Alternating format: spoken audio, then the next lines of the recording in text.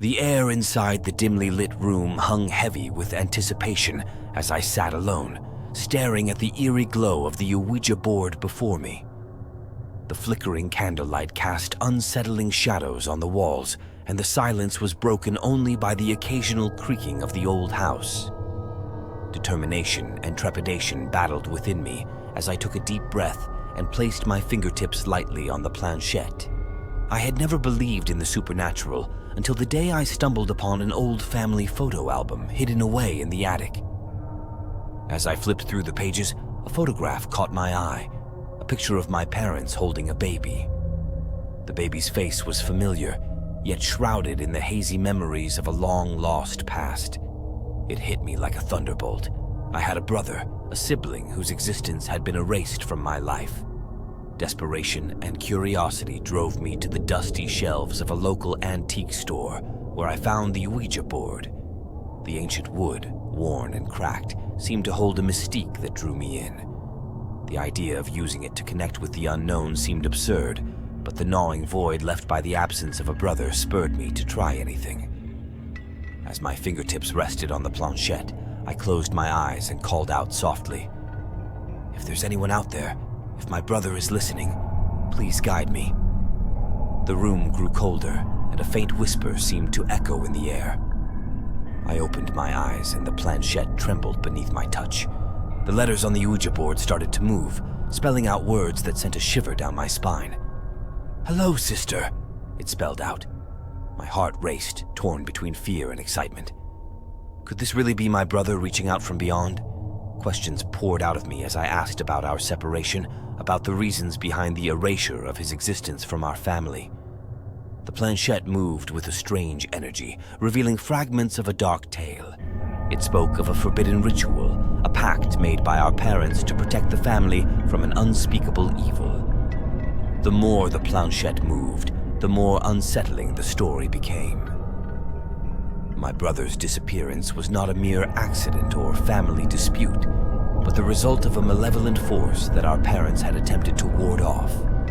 It had worked to some extent, but the consequences were dire. The Ouija board urged me to seek answers in the very house I had grown up in, the one that held the secrets of our family's dark past.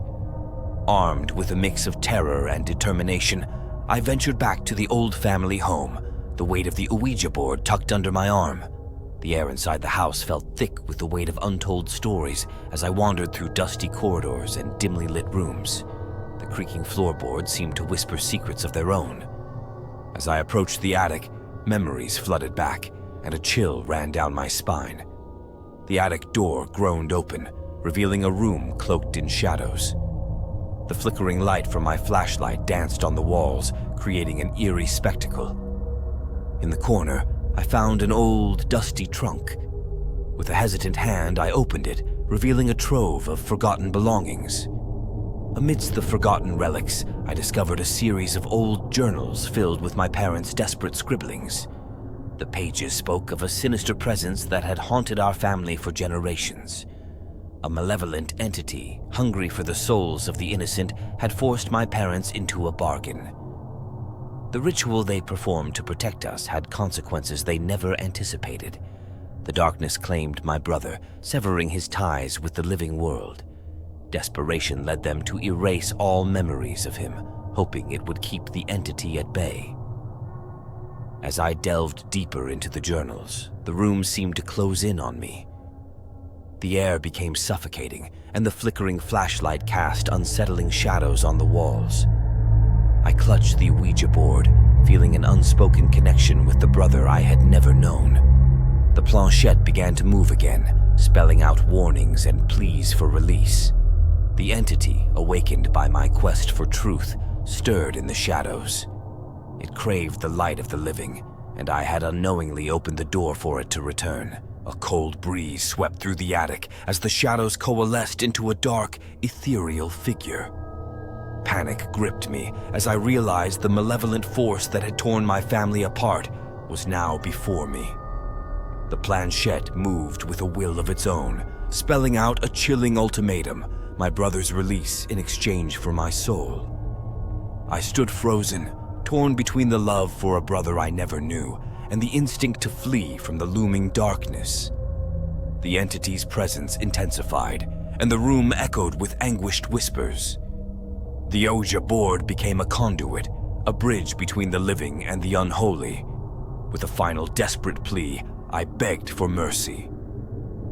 The planchette spelled out the instructions for the ritual, a complicated process that would bind the entity once more. As I followed the steps, the room seemed to warp and twist, the air thick with otherworldly energy. In the climactic moment, the entity fought against the binding, unleashing a torrent of malevolence. The shadows writhed and contorted, and the temperature plummeted. With a deafening roar, the entity was vanquished, leaving behind an eerie silence. I found myself alone in the attic, the Ouija board lying before me, its glow dimming.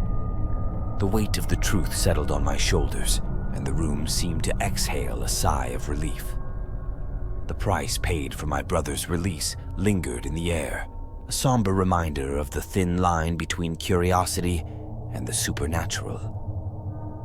As I descended from the attic, the house seemed different, as if a heavy burden had been lifted. The memories of my long-lost brother flooded my mind, and a bittersweet sorrow enveloped me. The Ouija board, now devoid of its eerie glow, felt like a relic of the past. I left the house with a newfound appreciation for the fragility of family bonds and the dangers that lurk in the shadows of the unknown. The Ouija board had served its purpose, unraveling a tale of darkness and redemption, leaving me with a haunting story that would forever be etched in the recesses of my soul.